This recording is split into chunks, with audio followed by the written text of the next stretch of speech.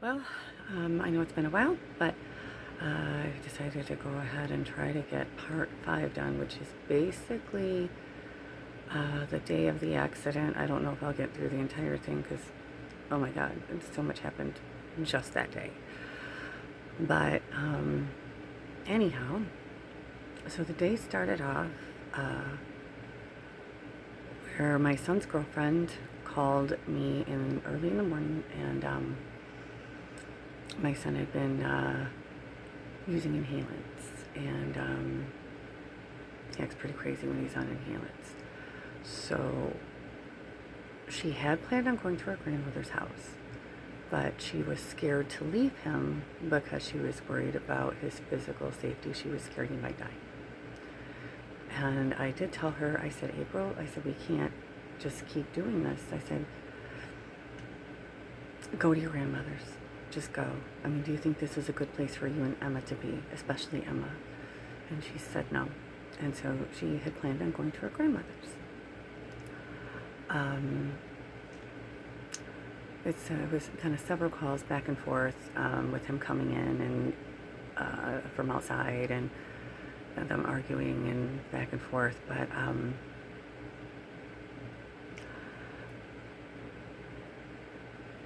I finally got a call from her stating that when she was getting ready to leave, my son came inside and just kept telling her she has to go, she has to go. He's going to kill himself and she has to go. And she did leave, but obviously she just drove down the block and parked around the corner and called 911 because she was concerned he might actually do it. He has actually attempted suicide, serious attempts in the past. So she called 911, and he was picked up and taken to KSB Hospital in Dixon, and that's where we thought he was all day. When my granddaughter woke up, I got her out of bed, and then I went into my daughter's room, and I went to hand her baby, and I said, when you wake up a little more, I need to talk to you about your brother. What's going on with your brother? And she sat right up, and she said, what? And I said, it's okay, baby, just give yourself a minute to wake up. She's like, no, Mom, just tell me, please. And so I, went through the whole thing. Obviously, there's more detail that I'm not really remembering, or that you probably care to hear about either. But like I said, at this time, we knew he was at KSB Hospital. We knew he was safe. It was an upsetting thing that happened, but at least we knew he was safe. And from that point on, my daughter and I actually ended up spending the entire day together. My granddaughter's father came and picked up their daughter for the day, and so it was just me and my daughter, and we were hanging out all day. I mean, not uncommon for us, but it's also not uncommon not to hang out the entire day too. But we were quite literally together in each other's sight, except for maybe using the bathroom. And once, when she went to Walmart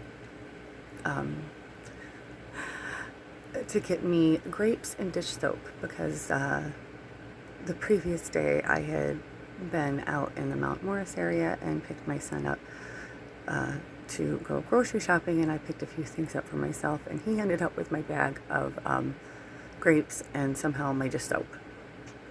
So, and I was very upset because I can't really shop a whole lot. I get tired very easily. So I was like, and I can't go today because I'm too tired and I really want my grapes. So I was complaining, and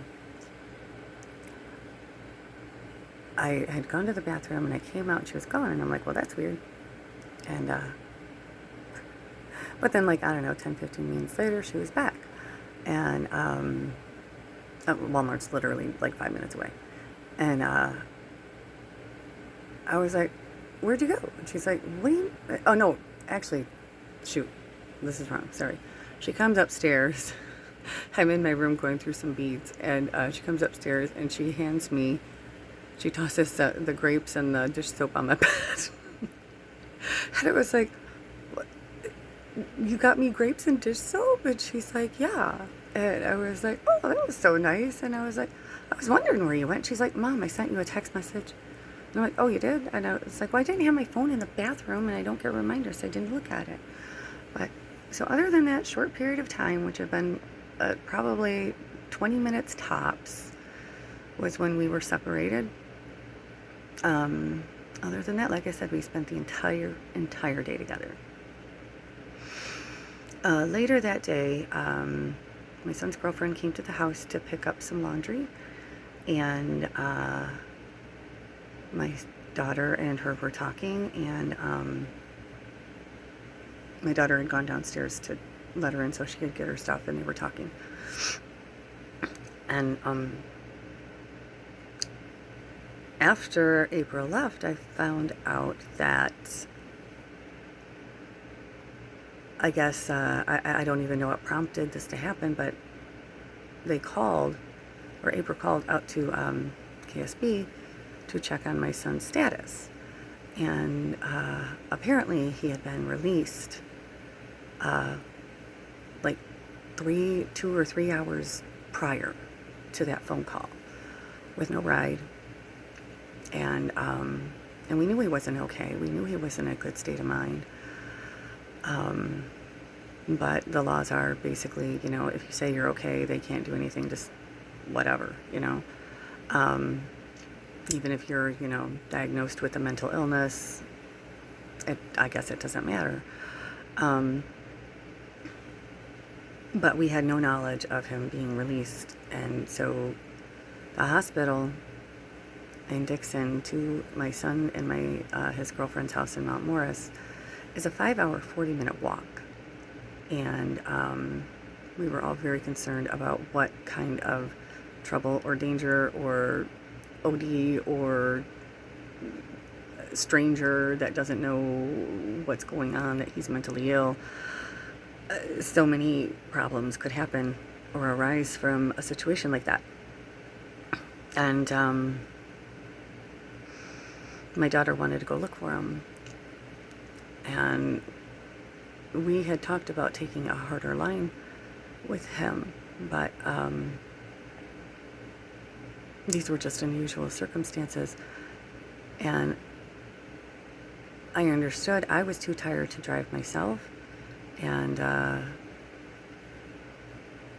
she was just incredibly worried. And so she took my car because her car had no gas, and plus my car was newer, more reliable. And the plan was to drive out to Mount Morris, go to my son's house and meet his girlfriend, and from there they would take separate cars to KSB in Dixon, and at that point they would separate and take separate ways home, trying to find him. And obviously that didn't happen, and I think I'm going to go ahead and cut this video short. Well, it's not really short, it's almost 10 minutes at this point, but I don't think I'm ready to actually talk about the accident portion at this point. So I appreciate anybody who takes the time to watch this. What they did to my daughter is criminal, and people should be held accountable. And the more people that hear about it, the more people can talk about it, and hopefully something will finally get done about it. Thank you again, and I hope y'all have a good day. Bye-bye.